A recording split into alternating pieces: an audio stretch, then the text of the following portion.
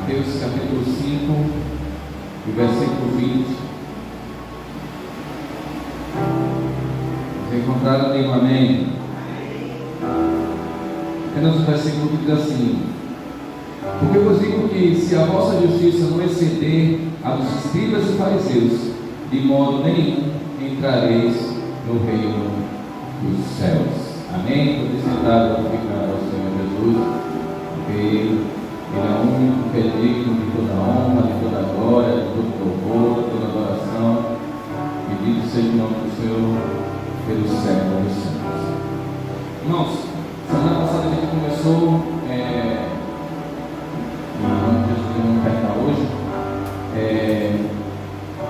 um estudo sobre ação, reação e reciprocidade. Repita comigo: ação, reação e reciprocidade.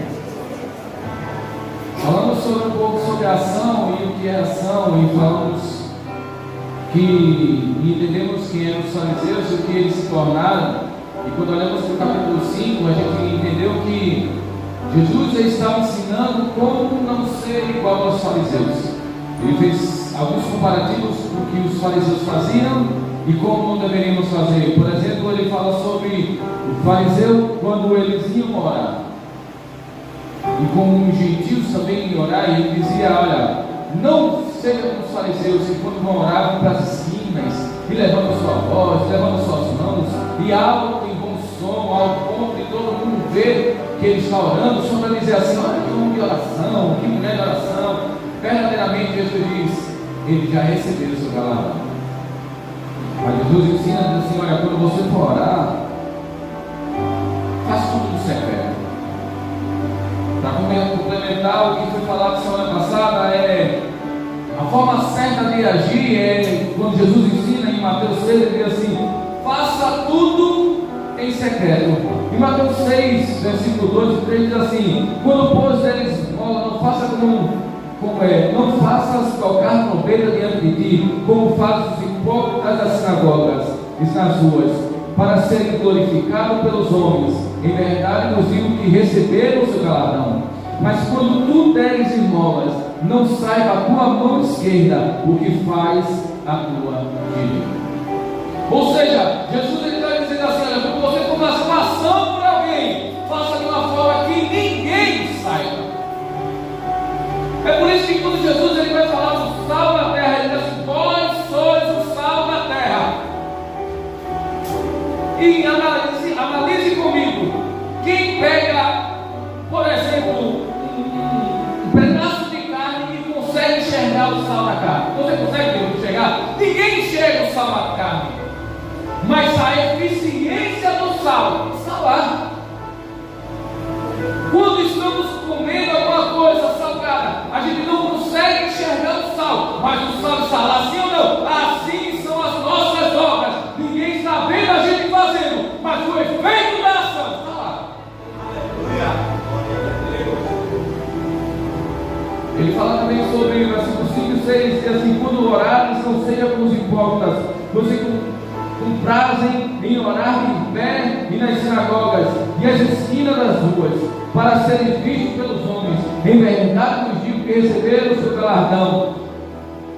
Mas tu, quando orares, entra nos teus aposentos e fecha a tua porta, ora ao teu Pai que vê o que está oculto, e teu Pai que vê o que está oculto te recompensará. Às vezes a gente quer fazer ações de forma que todo mundo vê. A gente nem é aquilo. A gente não é, às vezes, a gente não é homens e mulheres de oração, mas na igreja a gente tem que orar meia hora para todo mundo ver que a gente sabe orar. É assim, não é? Às vezes a gente quer fazer para os outros verem aquilo que de verdade nós não somos. Mas quando Jesus diz sobre a oração, ele diz assim: olha, quando for orar, entra nos teus aposentos, entra no teu lugar secreto, porque o Pai que vê em oculto, ou seja, o Pai que lhe conhece, é o Pai que lhe conhece tão bem, a mais do que todos, até você mesmo se conhece. Ele está vendo o que está oculto no seu coração e a intenção daquela ação na sua vida. Mas como é a forma certa de agir? Para terminar, só para ver, em Colossenses 3,17, abre aí, Colossenses 3,17. Enquanto isso, estamos com propaganda no YouTube, certo? Isso.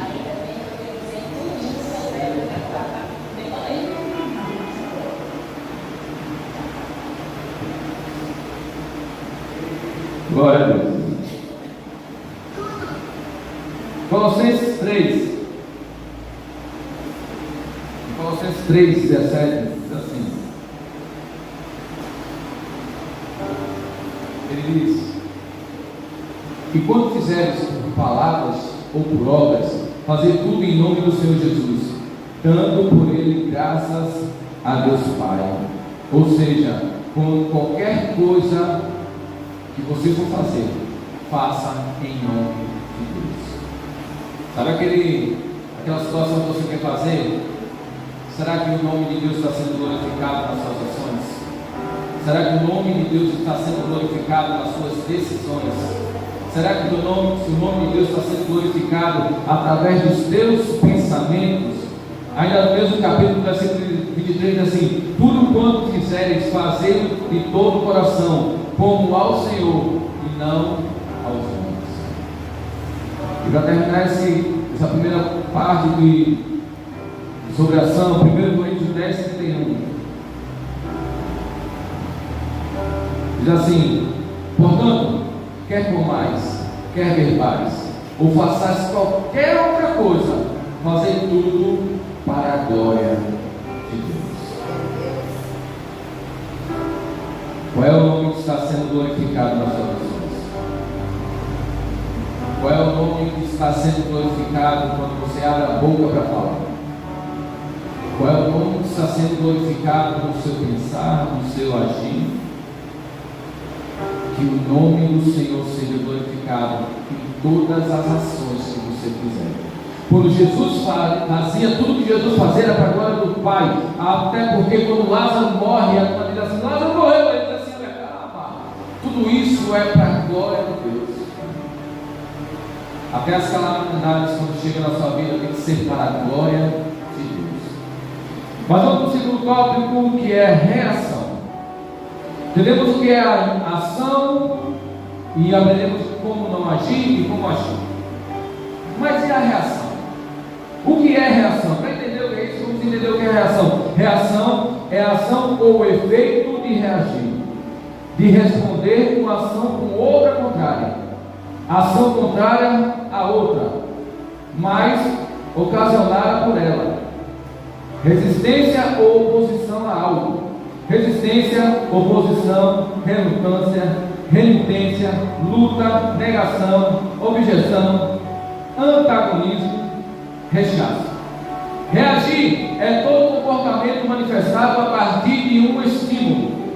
Em geral, todos nós carregamos uma tendência de projetar em pessoas ou em situações que seriam esses estímulos as nossas dores e dificuldades. Já parou para analisar isso? Geralmente as nossas reações são justificadas em pessoas ou em situações. E a gente fala mais, deixa eu falar mais. Reações como emoções. Emoções podem ser descritas como reações em uma pessoa, que uma pessoa vivencia em resposta a uma determinada situação. O tipo de emoção que ocorre depende da situação em que as pessoas se encontram. Ao receber boas notícias, as pessoas podem responder com alegria, enquanto ao receber uma situação ameaçadora, a emoção vivenciada é o medo. Então veja, reação é uma resposta ao estímulo. Toda reação ela é a resposta do estímulo. Existe o estímulo, existe o tempo de pausa e a reação mediante ao estímulo. Então, a nossa reação ela pode ser por palavras, por ações corporais ou por pensamentos. Existem pessoas reativas. A gente falou na primeira vez, semana passada, sobre pessoas reativas. Existem dois tipos de pessoas reativas. São aquelas que todos os estímulos ela responde. Existem pessoas que esperam ter o estímulo para poder reagir. Não são as pessoas ativas, são as reativas. Características de pessoas reativas. Normalmente, pessoas reativas costumam apresentar reações emocionais descompensadas e quase sempre colocam a responsabilidade dessas reações em terceiros. É comum também que se sintam injustiçadas com frequências e tenham o hábito de se vitimizar. Geralmente, pessoas reativas, elas são aquelas que se acham a vítima de tudo, que se acham a injustiçada de tudo, é aquela que joga a culpa em todos e tudo. A Bíblia fala sobre reações erradas. A Bíblia diz que Caim está oferecendo um sacrifício de igual modo com Abel. Abel está oferecendo a oferta da sua caça, enquanto Caim está oferecendo a oferta da sua colheita. Muitos inventam histórias sobre isso, dizem que Caim deu o resto, porque Caim deu as coisas que estavam ficando podres. Na verdade, a Bíblia não fala nada sobre isso. Diz que Adão ensinou de igual modo aos dois como ofertar a Deus. Tem que ser o melhor, tem que ser as primícias. Então a Bíblia é clara quando diz que os dois estão oferecendo. Se eles estão oferecendo, eles aprenderam no seu pai Adão a dar o seu melhor. Então ele estava dando o melhor para Deus. Só que as atitudes externas fora dali de Caim era má, enquanto a de Abel não.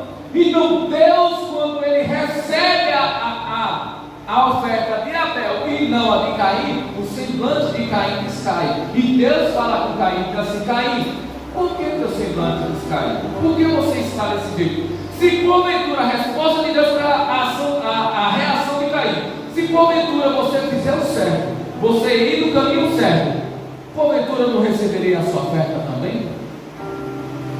Mas a atitude de Deus receber a oferta de Abel despertou um sentimento em Caim chamado inveja. Ou seja, a reação de Caim foi a inveja. Moisés também, quando Moisés estava no deserto com o povo, e a primeira vez que o povo teve sede, Deus disse assim: olha, bate na rocha. Aí Moisés bate na rocha e cai água da rocha. Mas a segunda vez o povo atribulando Moisés, e Deus fala com Moisés: Moisés vai lá e fala com a rocha para sair água. A ira tomou conta do coração de Moisés, e ele se ira tanto com o povo, que ele não obedece à voz de Deus, ele bate na rocha com sua ira. Saiu água? Saiu. Mas a resposta ao estímulo de Moisés foi a ira. A Bíblia fala também que Davi derruba Golias. E as mulheres de Israel começam a cantar uma canção dizendo: Saul mata 1000, mas Davi mata 10.000. E a resposta a esse estímulo a Saul foi a do ciúmes. Ele ficou com ciúme do povo. Ele disse assim: como é que pode um garoto fazer mais do que eu? Herodias, porque João Batista começou a falar a verdade, Herodias começou a sentir ressentimento com a João Batista, ao ponto de numa festa o rei Herodes disse assim: olha, a sua filha pede que até metade do meu reino lhe dou. E Herodias, sentindo a sua filha, pedir a cabeça de João Batista numa bandeja de novo.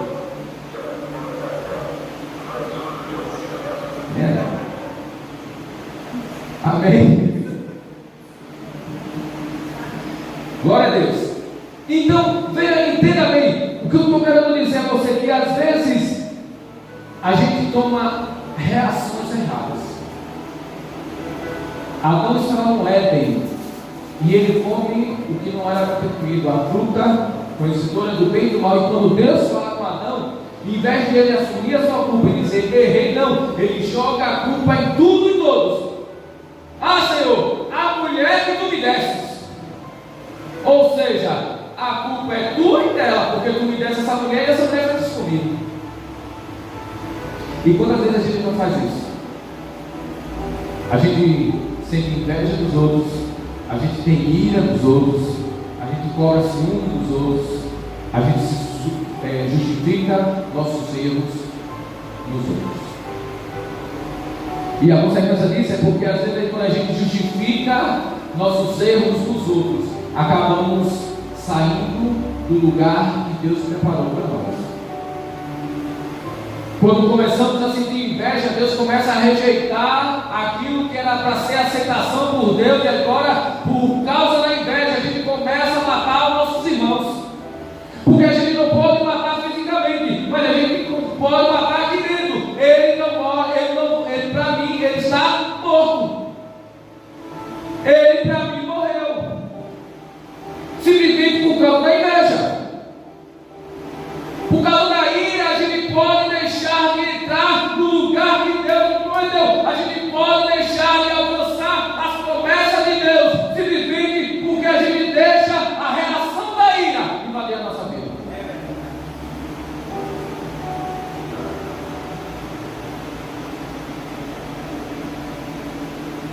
Em Gálatas capítulo 5, versículo 19, ele fala sobre as obras da carne. E as obras da carne é interessante porque fala muito sobre reagir de forma errada. Acompanhe comigo. Gálatas capítulo 5, 19 diz assim: porque as obras da carne são manifestas, as quais são adultério, fornicação, impureza, lascívia, idolatria, feitiçaria, inimizade, contendas, ciúmes, iras, peleja, dissensões, heresias, inveja, homicídio, bebedice, glutonaria e coisas semelhantes a essas. Quando reagimos de forma errada, estamos fazendo as obras da carne. As nossas reações determinam quem nós somos e para onde nós iremos. As nossas reações erradas mostram para quem o Deus que nós servimos. Mas a pergunta é: como reagir de forma séria? A Bíblia aconselha a reagir de forma calma, paciente e com respeito, tratando os outros com amor e compaixão. Aí a pergunta que eu faço para você essa noite, não precisa responder: você está reagindo dessa forma? Você está tendo calma, paciência, respeito, tratando os outros com amor e compaixão? Será que essa é a nossa resposta a um estímulo negativo? Porque reagir a estímulo positivo, todo mundo reage bem. Mas aos estímulos negativos, o próprio Jesus diz assim: olha, responder a estímulos positivos, todo mundo faz. Mas quando a reação é contrária ao que você quer,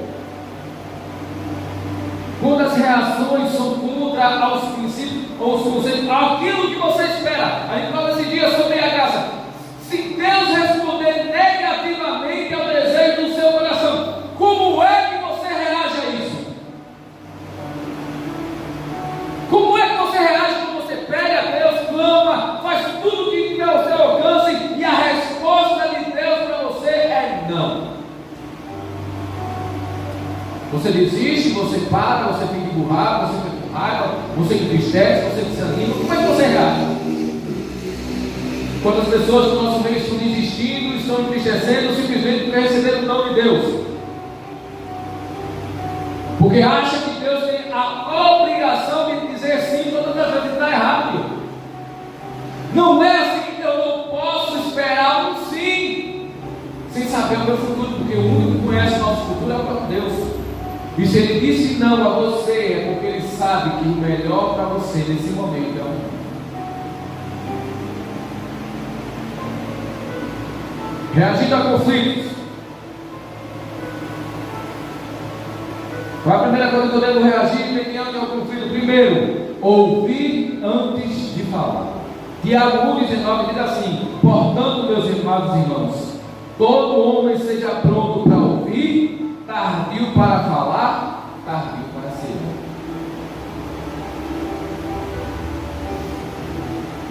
Entre o estímulo e a reação, existe um trecho chamado pausa. Entre o botão do estímulo e o botão da reação, existe um botão chamado pausa. É por isso que Tiago diz assim: seja tardio para falar e tardio para se irar. Esteja sempre pronto para ouvir, ouça tudo. Mas tenha calma. Aperte o botãozinho da pausa antes de falar. Porque a Bíblia diz assim: aquele que fala muito acaba se atropelando em muitas coisas, acaba cometendo muitos erros. A Bíblia diz que Jesus estava no poço de Jacó, em Samaria. Vem a mulher samaritana pegar água. Jesus pede água, a mulher diz assim: mulher, me dá água. E ela solta os cachorros para cima de Jesus. Se Jesus não tivesse controle emocional de apertar o botão da pausa, como é que Jesus responderia para ela? Ele ia responder com a mesma hora, a mesma altura. Ah, irmão, eu só respondo a altura. Pois é, só que sua altura está de cabeça para baixo. Você acha que está respondendo a altura, mas só que sua altura está lá embaixo. Resposta a um instinto. Ouvir antes de falar. Tem pessoas que não param para ouvir ninguém. Tem pessoas que entram numa conversa, num debate, numa discussão, o que quer que seja. Só ele fala, só ele fala, só ele fala. Ele não tem paciência, não tem a pausa para escutar alguém falando.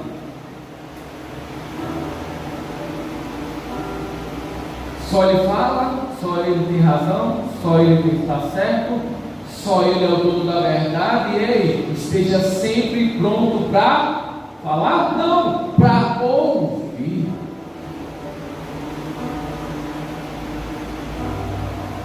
Segundo, responder com calma. Reagindo a conflitos, a segunda coisa que devemos aprender é responder com calma. Provérbios 14, 29 diz assim: o que tarda em irar-se é grande em entendimento, mas o que é de espírito impaciente mostra a sua loucura. Ou seja, aquele que tem entendimento, ele tem calma. Tem calma. E a sua calma acaba calmando o outro que está irado. Eu já peguei casos de pessoas que estavam muito estressadas perto de mim. E ele estava com tanta ira, ele estava tão invocando, a tampa da chaveira estava explodindo já. E ele começou a falar e falou, e eu só escutando. E eu deixei ele falar. Esteja sempre pronto para ouvir. E ele falou, e eu só disse uma coisa para ele, assim: tenha calma, meu filho. E quando ele viu que eu não ia responder ao nível, ele se acalmou. E ele olhou para mim e disse: não, até porque eu estou muito estressado. E eu disse: eu percebi. E as coisas se resolveram.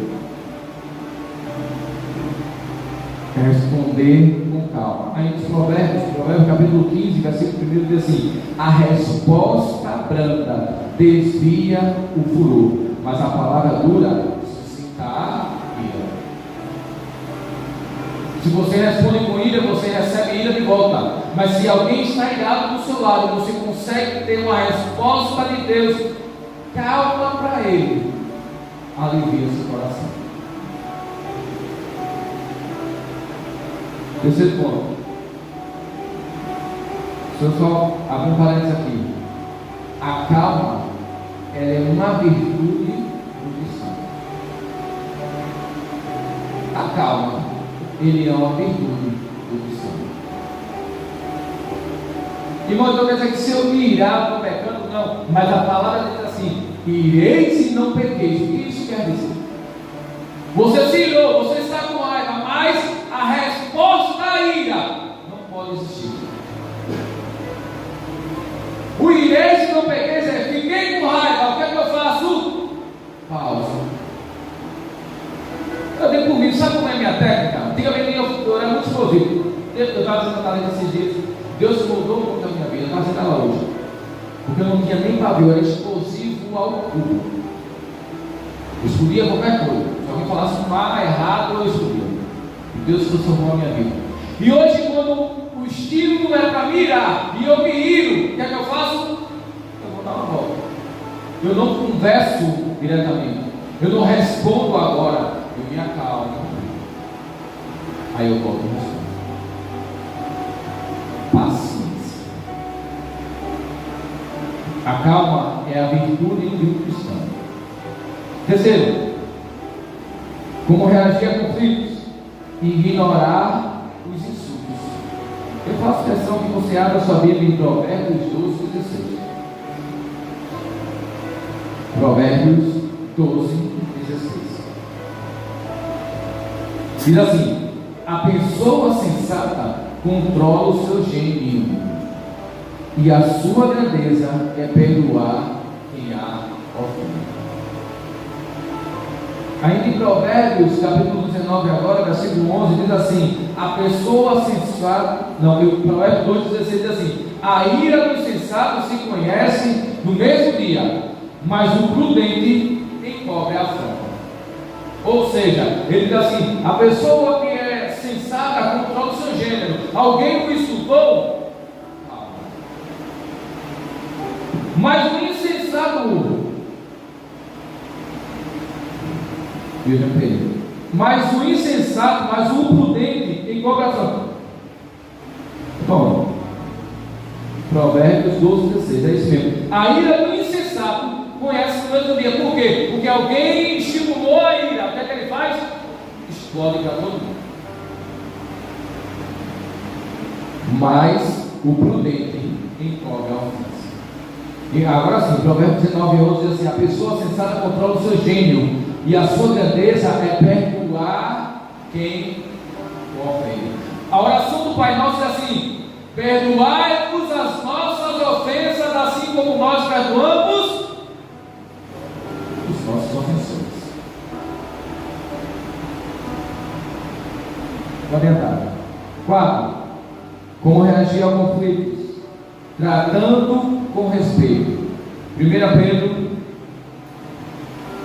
2,17 diz assim: respeite todas as pessoas, ame os seus irmãos na fé, tema a Deus e respeite o imperador. Ou seja, trate todos com respeito. 5. Ser mediador para promover a conciliação dos seus irmãos. Mateus capítulo 5, versículo 9 diz assim: bem-aventurados pacificadores, porque eles serão chamados filhos de Deus. Ou seja, quem é que pode ser chamado filho de Deus? Os pacificadores, aqueles que acalmam as contendas. Versículo 6. Como reagir a conflitos?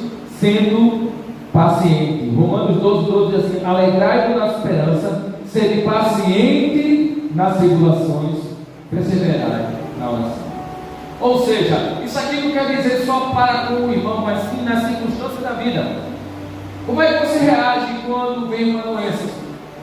Como é que você reage quando o desemprego vai à porta? Como é que você reage quando o imprevisto mal acontece? Como é que você reage quando os dias maus batem na sua porta? Como é a sua reação? Seja paciente. Em Romanos 12 diz assim: alegrai-vos na esperança. Se alegre. Seja feliz nas tribulações. Paulo diz assim: porque eu me regozijo nas minhas situações. Porque eu sei que quando eu estou fraco, aí eu sou forte. Porque o poder de Deus se aperfeiçoa nas nossas fraquezas. 7. E 8. Perdoando. Como eu resolvo conflitos? Como eu reajo aos conflitos? Perdoando. Colossenses 3:23. 3:13. Eu vou ler. Colossenses 3.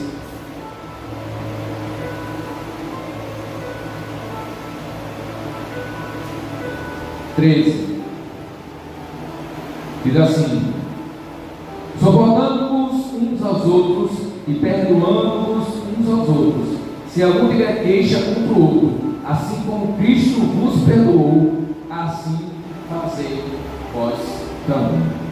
Amém? Mas a pergunta agora é: como Jesus reagia? Jesus foi estimulado ao estresse em várias formas, em vários modelos diferentes.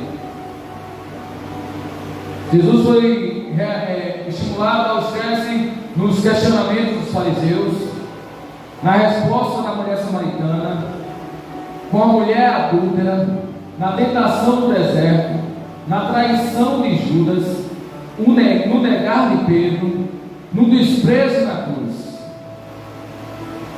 e nas reações de muitos outros.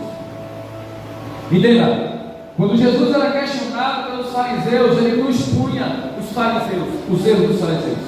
Ele não colocava os fariseus na roda e como Deus, ele expunha todos os efeitos. Não. Jesus, quando era estimulado pelos fariseus, quando os fariseus os perseguiam, entenda, porque os fariseus perseguiam Jesus, levantavam calúnia contra Jesus, falava mal de Jesus, questionava a sua dignidade e seu ministério. Deixa eu lhe fazer uma pergunta: como é que você reage quando questiona o seu ministério? Como é que você reage quando questiona aquilo ao chamado de Deus? Como é que você reage quando você é questionado na sua verdade?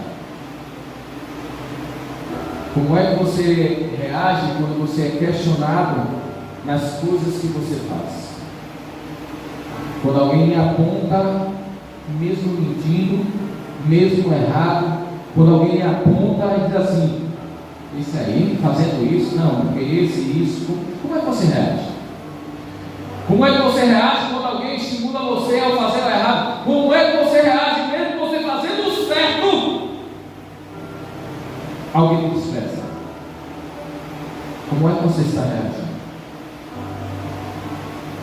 Qual é a sua reação mediante aos estresses do conflito cotidiano sobre alguém que é levantado pelo mal para tirar você do seu lugar? Porque Jesus era estimulado ao estresse todos os dias pelos fariseus. Os fariseus perseguiam Jesus. Como é que você está sendo estimulado? Como é que você está reagindo às perseguições que você recebe? Será que você está entristecendo? Será que você está desanimando? Será que você está com vontade de parar? Será que você está querendo parar? Será que a condição está lhe dizendo assim: não, desiste porque está vendo, você faz tanto para Deus e olha o que você recebe em troca. Mas em momento nenhum Jesus parou, independente do que os fariseus diziam ou deixavam de dizer.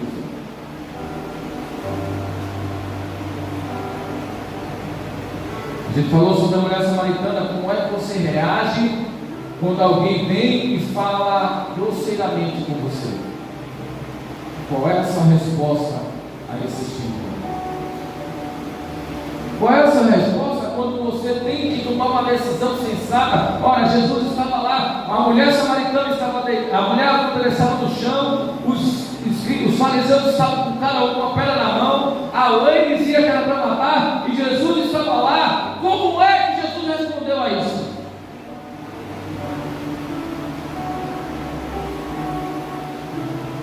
Se Jesus dissesse assim: olha, a lei não manda, então mata. E eu dizer aí, ó, o Messias se manda matar. Se Jesus dissesse assim: não, ninguém toca nela, vai todo mundo embora, e dizer assim: olha aí o Messias que transgrede a lei.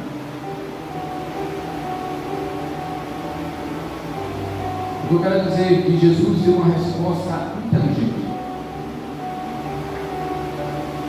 Jesus deu a melhor resposta. Ora, é fato que ninguém daria aquela resposta dele. Mas o que ele nos ensinou naquele momento é que a gente, em meio aos estresses e aos estímulos, a gente tem que dar respostas assertivas. É por isso que Tiago 9 diz assim: seja tardio para falar, porque quando a gente para e pensa, a gente consegue dar as melhores respostas. 95% dos pais e mães cometem os maiores índices de erro quando estão no nível de estresse elevados. É por isso que a paz que espanca filhos, que faz maltrato ao filho, dá resposta negativa ao filho, xinga ao filho, fala que depois se arrepende, mas já falou.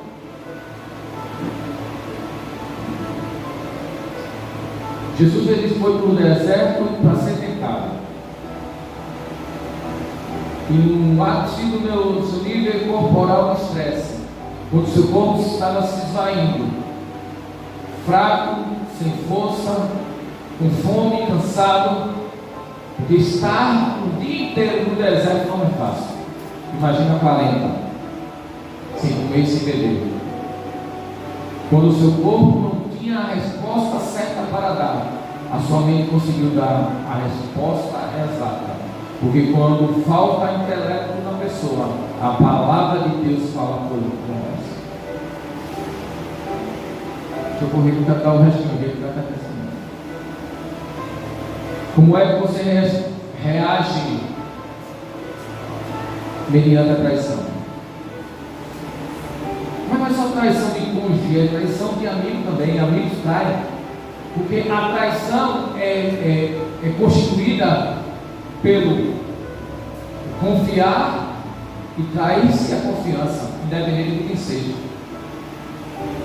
Então, como é que a gente está reagindo às traições? A Bíblia diz que Jesus está no Getsemane e Judas chega com um exército de soldados. E de repente Judas passa por todo mundo e chega para Jesus e dá um beijo no seu rosto.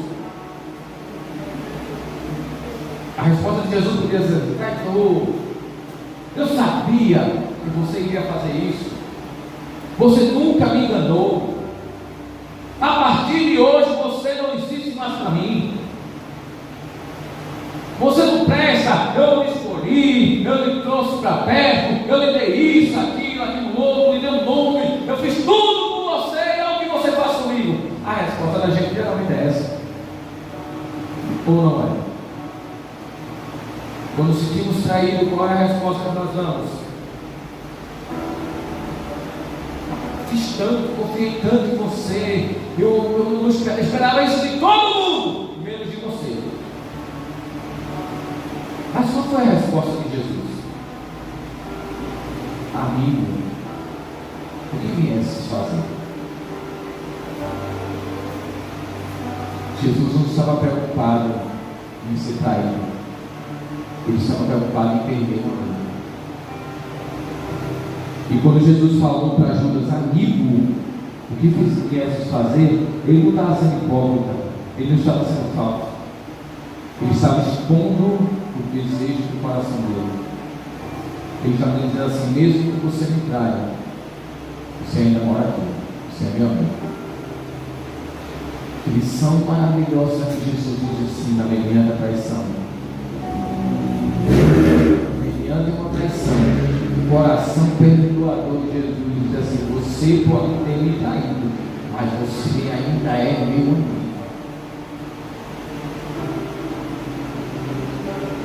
A mesma coisa semelhante aparece acontece com Pedro, porque Pedro nega Jesus. Jesus diz assim: você vai me negar, Pedro? E Pedro diz assim: não, de forma nenhuma.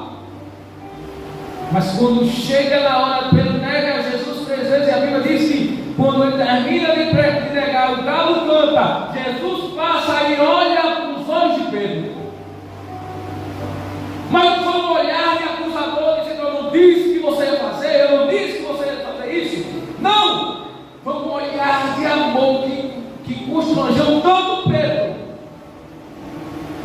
ao ponto até dele se entristecer. Mas quando Jesus ressuscita, ele diz a todo mundo, diz assim: diga aos discípulos, mas em especial tem um chamado Pedro, diga a Pedro que vá, porque ele me negou, mas eu em momento nenhum negarei. Resposta a estímulos negativos. Pedro negou, Jesus não. Jesus podia dizer assim: a partir de hoje, negou, me traiu, me rejeitaram, me abandonaram. Então eu vou sair dessa coisa e vou embora, cada um seguir. Mas não é assim que a gente reage? Quando as pessoas viram a costa para você, o que é que você faz? Vira as costas de volta. Mas Jesus, em meio ao desprezo da cruz, Ele não deixou de cumprir a sua missão. Porque Ele disse: podem todos me rejeitar, mas eu não sou. Eu não nego, eu não rejeito. Até nos dias de hoje, porque os dias de hoje, quantas pessoas rejeitam a Jesus? Você quer Jesus? Não, quero não. Quer aceitar Jesus? Não, quero não. Outro dia. Mas Jesus não desiste deles. Jesus não nega eles. Jesus sempre está à porta batendo. Porque o que eu aprendo com Jesus é, mediante a estímulos negativos, as respostas, todas elas têm que ser positivas.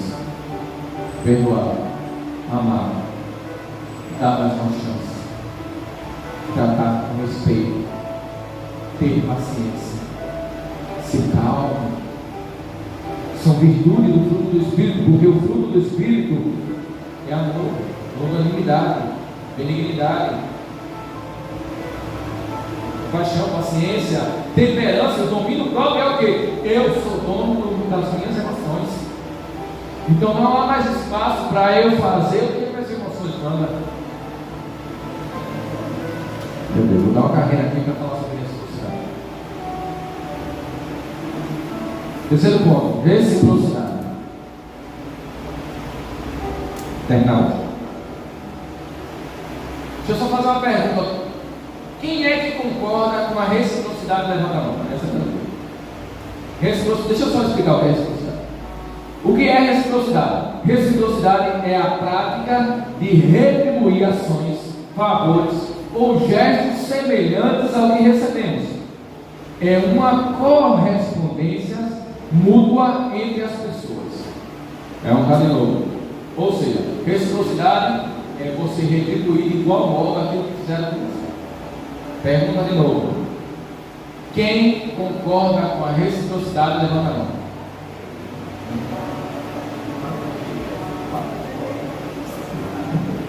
Amém? Reciprocidade para dono. Mas vamos ver o que a Bíblia fala sobre reciprocidade. Porque reciprocidade, o que é reciprocidade? Reciprocidade é eu retribuir, exemplo. E outro me fez um grande favor. Então eu vou e faço um grande favor para ele. Retribuir de igual modo. Aí, então a gente é recíproco com Deus, sim ou não? Sim ou não? Não. Vamos lá, vamos entender o que é reciprocidade. Reciprocidade é retribuir de igual modo. Quem é que consegue retribuir o que Jesus fez por nós? Ninguém. Está começando bem, né? Então, para com reciprocidade para com Deus, pode-se retribuir o que Jesus fez por nós? Sim ou não? Não temos como retribuir o que Deus fez por nós. A primeira verdade sobre reciprocidade é essa: não vamos conseguir nunca retribuir, ser recíproco com Deus, porque o amor de Deus foi muito maior do que o maior amor que existe na face da terra. Não conseguiremos nunca retribuir o sacrifício de Jesus na cruz. Não conseguiremos retribuir nunca a salvação gratuita que Ele nos deu. Não conseguiremos retribuir nunca as benevolências que Ele dá durante o caminho da nossa jornada. Não conseguiremos retribuir nunca, de nenhuma forma, tudo aquilo que Ele fez na nossa vida. Mas a pergunta é: e Deus, Ele é recíproco com nós? Em alguns trechos sim. Em Tiago 4:8 diz assim: chegai-vos a Deus e Ele chegará a nós. Deus vai chegar perto se a gente chegar perto dele primeiro. Reciprocidade. Mas aí, irmão, Tá, eu não consigo ser recíproco para com Deus e reciprocidade para com meu irmão. Aí fica batata, porque meu irmão é meu irmão, né? Vamos ver o que a Bíblia fala sobre algumas partes de Jesus sobre reciprocidade.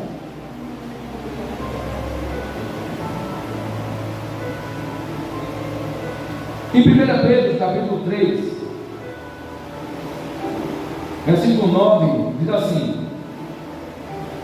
não tornando mal por mal, ou injúria por injúria, antes, pelo contrário, bendizendo, sabendo que para isso fosse chamado, para que por herança alcanceis a bênção. Ou seja, a reciprocidade pelo mal não existe, pelo menos por Deus. Não tornando mal por mal. Romanos 11:17 diz assim: a ninguém torneis mal por mal, procurai as coisas honestas perante todos os homens. Ou seja, se alguém fizer o mal para você, você não paga o mal para ele.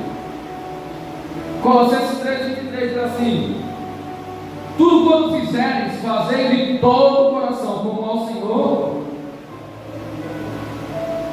e não aos homens. Ou seja, se você for fazer alguma coisa olhando para o seu irmão, sendo recíproco com ele, a Bíblia diz: não faça. Faça como se estivesse fazendo para Deus. Ou seja, para com o meu irmão também não existe reciprocidade.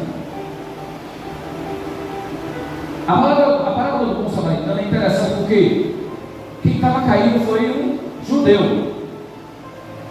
E quem passou para atendê-lo foi um samaritano, não sabe, não vou repetir. Foi um samaritano. Ou seja, primeiro passa o sacerdote judeu e não o faz. Depois passa o levita judeu, de igual modo também não o ajuda. Passa o samaritano, ele podia justificar seu erro dos outros. Podia ser, não fez, eu não faço. Mas o samaritano, que sabia que se fosse ele que estivesse no chão, o judeu não o fazia, ajudou. Sabendo que se fosse ele que estivesse à beira da morte, o judeu que estava caído, se ele estivesse passando, ele olharia e passaria também por longe, parou, curou as feridas, botou no seu cavalo, levou para o estalagem, cuidou dele lá, pagou sua estadia e ainda disse mais: eu estou viajando, mas quando eu voltar, se ele gastar mais, eu curo aqui. Aí eu pergunto: aonde está a reciprocidade nessa passagem? Em momento nenhum. Sabe qual é o problema? Que a gente usa a reciprocidade para justificar os nossos erros, ou as nossas falhas, ou a falta de bondade do nosso coração. Irmão, porque você não fez? Porque se fosse ele não fazia por mim. Eu não vou fazer isso não, porque Cleberson não faz, eu vou fazer. Não, eu só faço para Cleberson no dia que ele fizer para mim, porque Cleberson nunca fez nada para mim. Justificar os erros. Jesus em momento nenhum ensinou ao povo de Deus ser recíproco com ninguém. Ele só dizia assim: olha, faça, mesmo que o outro não faça por você, você tem que fazer por ele. Já adiantava para nada.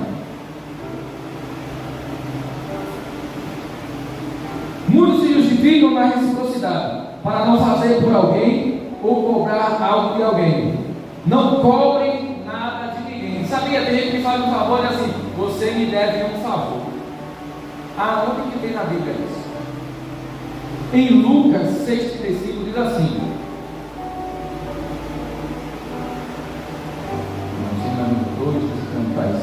Lucas 6,35.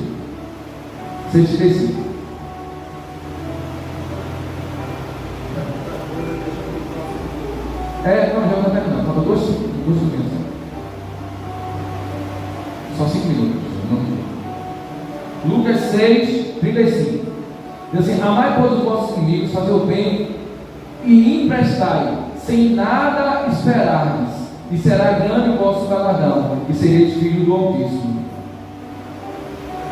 Fazei sem esperar nada em troca. No relacionamento, reciprocidade no casamento, tem muitas mulheres que dizem assim: Deus mandou a mulher ser submissa, mas eu vi muito isso em internet. Mas a mulher só é submissa se o marido primeiro for bom. Aí fica fácil a mulher fazer. Mas vamos ver o que o texto está dizendo em Efésios capítulo 5, versículo 22, diz assim: vós mulheres, se o seu marido for muito bom e fazer muito por você, sujeitai-vos aos vossos maridos. É assim mesmo que tem que dizer, né? Peraí, eu achei mal, isso aí. Vós mulheres, se o seu marido for um Dom Juan, se ele lhe dá presentes, se ele é carinhoso, se ele é amável, se ele lava os pratos e vai à casa, sujeitai-vos aos vossos maridos. Tem assim, dizendo? Vamos lá. Então a Bíblia diz assim: vós mulheres, sujeitai-vos aos vossos maridos como ao Senhor, porque o marido é o cabeça da mulher, como também Cristo é o cabeça da igreja, sendo ele próprio o salvador do corpo. Ou seja, vós mulheres, faça aquilo que está na Bíblia, independente se o seu marido é bom ou ruim. Não existe a reciprocidade do casamento. Faça se ele não fizer, faça se ele fizer. Independente se seu marido, a Bíblia é clara quando diz, independente se ele é bom ou ruim, até porque quando ele dá a ordenança, ele não pontua nada do marido, ele só diz assim: seja assim. Da mesma forma o marido, como é que diz em Efésios 25? Vós maridos, se sua mulher cozinha bem, amai ela. É isso mesmo? Vós maridos, se sua mulher for uma excelente dona de casa e fizer massagem com seus pés quando você chegar cansado do trabalho, é assim mesmo? Mas como é que a Bíblia diz? Vós maridos, amai as vossas mulheres, sendo boa ou má, como também Cristo amou a igreja, e assim mesmo se entregou por ela, para santificar, purificar com lavagem da água pela palavra. Ou seja, tanto o homem como a mulher tem que ser, sem esperar que o outro seja. Não, eu não concordo. Pois é, aí a Bíblia não foi eu que escrevi, né? Não, eu não gostei. Pois é, tem tanta coisa que eu não gosto e faço, irmão. Porque a Bíblia nos ensina a ser melhor em nós todo dia. A Bíblia nos ensina a ser melhor, e quando a gente é recíproco, a gente só está fazendo o que os fariseus fazem. O texto diz assim: se os vossos conselhos, como é que diz? Mateus 5 diz assim: porque se vos digo que, se a vossa justiça não exceder a dos escribas e fariseus, de modo nenhum entrarei no reino dos céus. Sabe por quê? Porque Jesus fala dos escribas e fariseus 5:38, diz assim: ouviste que foi dito, olho por olho, dente por dente. O que é isso? Reciprocidade. Os escribas eram recíprocos ou não? Sim. Aprendemos que foi dito: é olho por olho, dente por dente. Faça o que o outro faz. Se o outro não fizer, também não faça. E ele diz mais, 5:43, diz assim: porque no 38 diz assim: eu porém vos digo que não resistais ao mal, mas se qualquer que bater a face direita, oferece também a esquerda. No 43 diz assim: ouviste que foi dito, amarás o teu próximo e aborreça o seu inimigo. É muito fácil fazer isso. Eu porém vos digo, amai o vosso inimigo, bendizei o que maldizem, fazei o bem ao que vos odeia, e orai pelo que vos maltrata e persegue. Jesus nos ensinou a não ser recíproco. Ele diz assim: tem que sair o bem de você, o outro fazendo bem ou não.